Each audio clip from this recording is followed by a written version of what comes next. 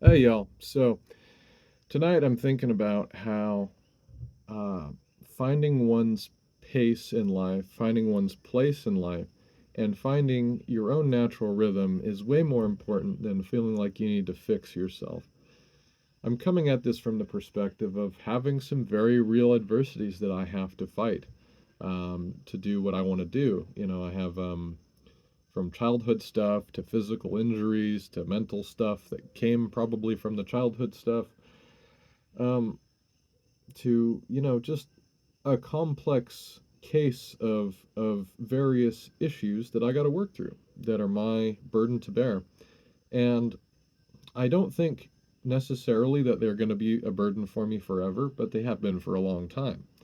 And I think what I'm realizing is that I, for most of my life, have had this mindset that, for one, that this was going to be forever. And then simultaneously, the contradictory mindset that I had to fix it, and also that I had to keep up with everyone else. And that formula together, it just really feels like weight is pushing down on you. It feels like you're carrying this just anvil on top of your head all the time. And it's like something you can't escape, always feeling like you're almost at a deficit or in debt and or in a hole. And you can't ever quite get free from that. And I think really it's all in your mind. Now, that doesn't mean that like symptoms are in your mind necessarily. I'm not a believer in that mentality. Um, like pain, some of it's in your mind. I think pain can be more stress. I think it's inappropriate to tell someone that it's all in their head because that's just stressful, it's gaslighting, and it discounts their experience. I think a better way to phrase that would be to say, hey, maybe it's stress or depression.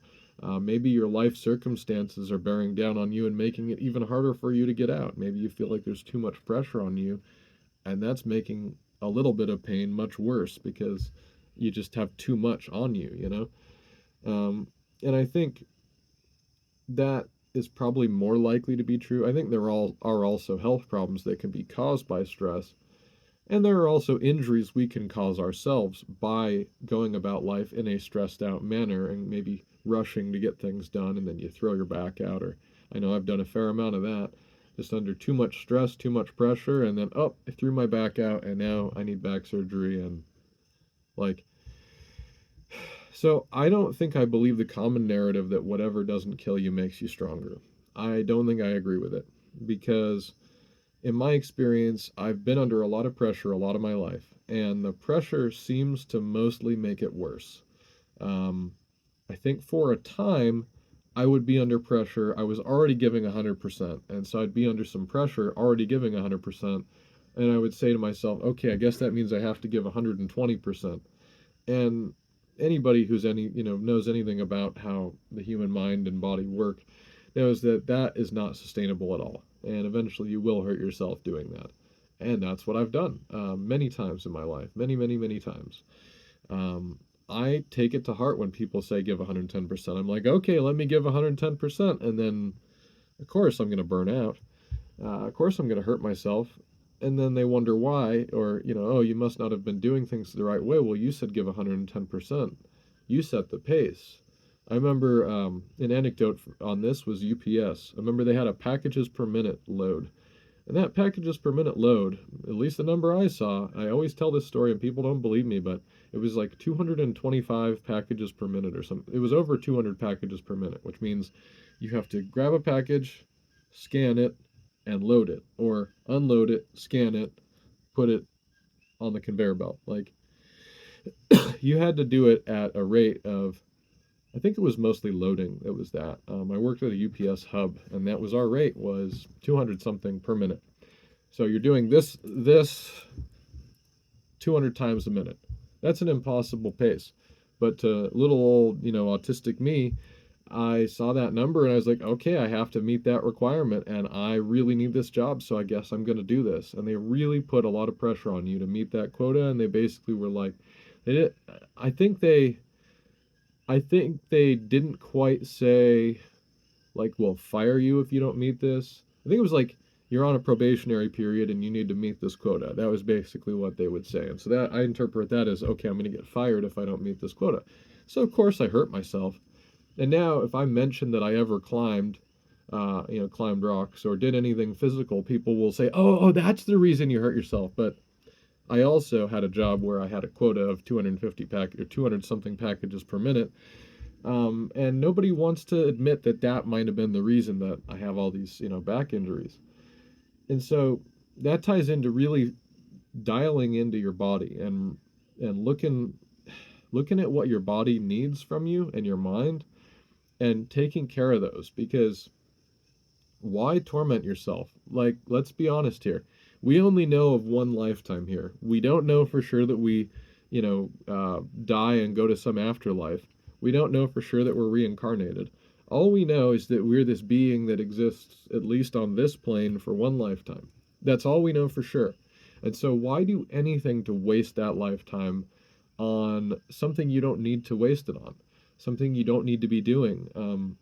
There's so much of what we do and what we chase that we don't need to do. I think another example for me is just chasing what I think people are doing or what I think I need to keep up with. It's not so much materially. Like keeping up with the Joneses is not really my bag. I've never been that way. I don't really believe I need the nice car or the nice house. For me, a house that's legal and comfortable is enough. I do want to own my own house because I hate renting, because your rent always goes up and you have to make money every month or you're homeless. And I hate the pressure, the downward pressure that creates. What I've realized overall is that when there's stress and pressure on me with something, this happened this month with bills. I was a little behind on paying bills, and it was like, okay, if you work this many hours every day, you'll be fine. But that stress was enough to make it almost impossible to accomplish that, because it was right at the limit of what I could handle, or just beyond the limit of what I could handle. And so I ended up hardly working at all because I was just laying in bed ruminating in agony, in so much pain, just spasms 24/7, not sleeping. And I think just as much as it was a physical issue, it was also me being very stressed, because I also laid in bed today and worked, and I was in pain the whole time, but I just powered through it. Sometimes I can't do that. Sometimes it's too much. Um, Sometimes I just don't have enough energy to fight it. Sometimes I can't focus through it. Um, and so, really dialing into what you need to do for you to pace yourself to be comfortable and happy with life. Um, I've sort of altered my lifestyle on the basis of my own, what I see as my current limitations. And they may change. I may find that I'm less limited later, and it'll be great because then I won't have a super expensive lifestyle to sustain. I'll have all this leeway, I can make more money now. Cool. I can like really live, really live nicely now. Maybe invest more or take trips or many things. But I I've tried to simplify everything because I knew years ago intuitively. I don't think I knew this consciously, but I knew intuitively that like I was pushing myself too hard. Like at one point I owned a regular house, an on-grid house with community water, so I had a water line going to my house. I just paid a water bill. I had electricity at the house. I had good internet at the house. It was a permitted, it's a single wide mobile home, but it was a newer-ish. It was like from the 90s, so not a super old crappy one, but kind of an older one. It was on a permanent foundation, so it had a regular mortgage. I did that at one point in my life. That was my life at one point. And I worked a really good job. I had one of the best jobs in the country. And I just was so stressed out and tired from it all the time that eventually it wore me down to nothing. Um, my neighbors coming home. Um, and I found that it's so hard to focus right when they get home. They always get home right when I'm making a video too. Anyway, I always found that I wasn't sleeping well. My budgetary habits were crap because I was just constantly trying to keep myself sane. I was never really thinking about the future. It was all about surviving that lifestyle.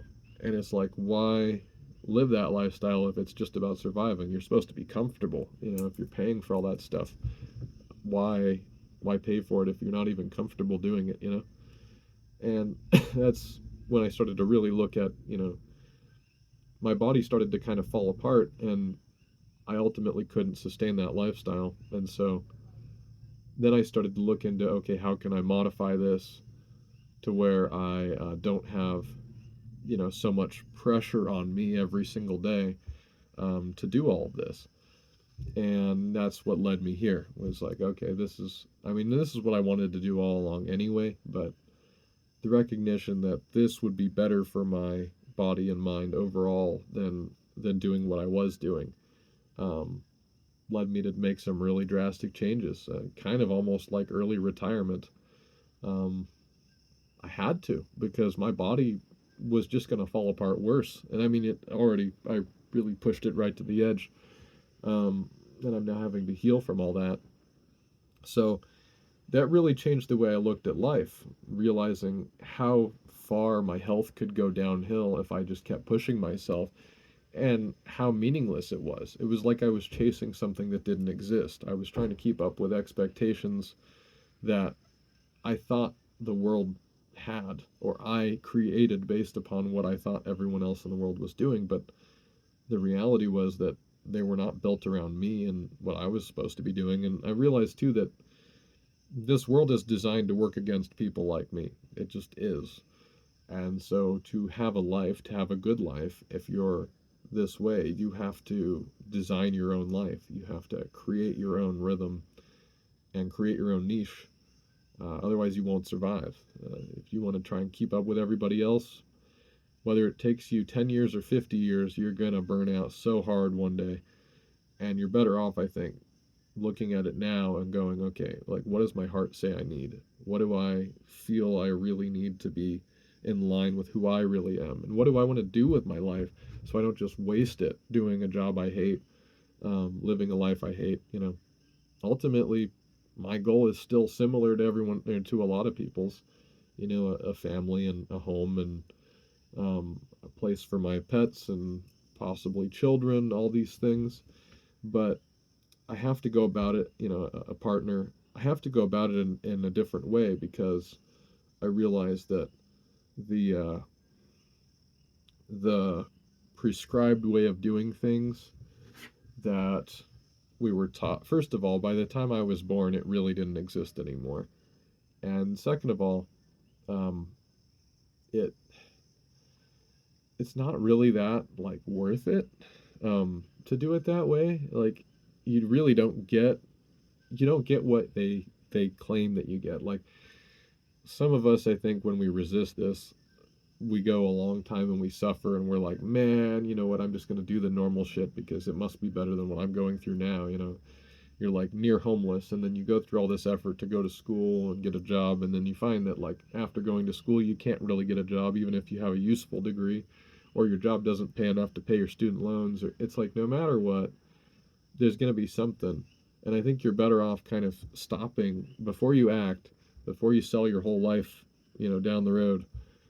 I think you're better off stopping early and going, okay, what can I do to live like in a way that works for me, that serves my needs and serves the natural rhythm of my body and my mind? And I think doing so, you also open the door to being more authentic, which then causes you to be more likely to find secure attachments and connections, good partners, and start a family that's, not, if your goal is to start a family, um, then, you're not going to abuse your kids because you're miserable at work, right? That's such a common thing. People, take out their work misery on their children, and then their children grow up and they end up, messed up, and it's a cycle, right? So, so I'm getting over a sickness. We had a Pele's hair event, tephra, coming out of the volcano, and as volcanic ash falls, it cools, and the things it turns into are essentially like little strands of glass and almost like foamy rock stuff. So it's like really light foamy rocks, almost like whipped rock, and then these little strands of glass. And the little strands of glass are also dust, and they break off everywhere and they blow everywhere. And if you're not really, really careful when that's happening, you get them in your throat and your sinuses, and they make you sick. And I'd say about half the people I've encountered on this side of the island in the past week have been sick from that. So I I managed to get that. I actually got around it. I didn't have any issues, and then I bought a really cheap car. And I mean, whether it was cheap or not really isn't I guess relevant to this, but it had some tephra on the vents, and it also had some rat poop, and it smelled really bad. And so my first instinct was to pull the vent or the cabin air filter out, and sure enough, that was covered in like rat poop and crap. So I took that out, threw it away, and I didn't have a new one to replace it with. I just wanted to take that out. Um, but initially, to keep the fans running in the engine compartment, you had to keep the AC on low. So I kept the AC on low. Unbeknownst to me, I didn't realize the vents had a bunch of crap all over them too, the outside part. And so I was pulling in tephra and rat poop smells and blowing them in my face, and so I got a respiratory thing going. Anyway, and then I cleaned it. Somebody else noticed it. I was trying to clean them off at night, and somebody noticed. They're like, "Oh, that's got all kinds of stuff on it. You want me to help you clean that?" So thank you to ah Colin. Somebody, I have their phone and stuff. Somebody showed up and they helped me clean it in the parking lot at the grocery store. I was trying to deodorize the car. I was like, I need to deodorize this freaking car because the rat poop smell is driving me nuts. Anyway, that's a whole. I'll make a separate video about that car. That car is kind of a synchronistic and kind of frustrating thing. Mostly positive, but it's kind of stupid in some ways. Um, but yeah, basically just finding your own pace and not caring what other people think about it. I don't really care anymore if I impress my family or my community around me, or if my neighbors think I'm weird. You know what? Look, if you all come to my door and you try to destroy my life, I'm gonna make you feel horrible about it because you're gonna hear my story and you're gonna be like, oh man, like I should not be like messing with this person that's been through all of this, you know? Because I've been through more than the majority of people that are gonna try and come mess with me. That's the reality of the situation. The only reason they feel it's okay to come mess with me most likely is because they haven't been through the kind of things I've been through to get to this point. So, and also recognize that I'm like doing my best here. I'm trying to make everything, right. So, um, anyway, yeah, it's about pacing. Some of us can't keep up with the same pace as everybody else, and we shouldn't try. And I think approaching it from that angle gives you a lot more leeway. I think when you're trying to scramble up out of a hole and you feel like you're in debt, you feel like I'll never be enough, I'll never make enough, I'll never get to a point where I'm happy and secure and content, but I just have to keep trying. It's just stressful and miserable. And I did that for a really long time, and it got to a point where I started to lose the ability to function. I mean, fundamentally, like, it started to get to a point where, remember when I first came here and I just felt like the pressure was off of me for a minute? That was my first vacation. I realized, like, now, when I first came here, now I'm living here, and it's kind of like I'm in this, like, semi-retirement almost, but I still have a lot to do. I mean, I don't think I'll ever really be quote unquote retired. I think I'm kind of committed to living a slower pace of life now. But when I first got here, that was my first vacation in my entire life. I mean, basically, as an adult, I had never really taken a break from work. Even when I had breaks from work, I was always working on a project or something. When I first got here, that was the first time I could just sleep. And I did. I slept for quite a bit. I did putter around the island quite a bit and explore, but I didn't get very far. I was just really happy to be able to go to the beach and just lay on the sand, and like go swimming and stuff, and just like people watch. That was so cool to just do that and like just like wander through the jungle and like look at the stuff, stare at plants and botanize, and those things were such a big, and just like laying in bed listening to music. And then I got injured, and that forced me to stop. Um, but it was like this was my first real vacation ever. First time nobody had any like pressure bearing down on me really, other than me to survive. Just, oh, I have to cook some food. And I just allowed myself to spend money and stuff. I was like, I don't care. I'm just gonna chill because I really needed it. Um, it was so bad that, I mean, midday I would get to where I was like, okay, all I can do right now is lay down in bed and take a nap. And I realized that like I was in a really extreme state of exhaustion. Like that is burnout. That was like real burnout. And I didn't really give myself the chance to even try to recover from burnout until then.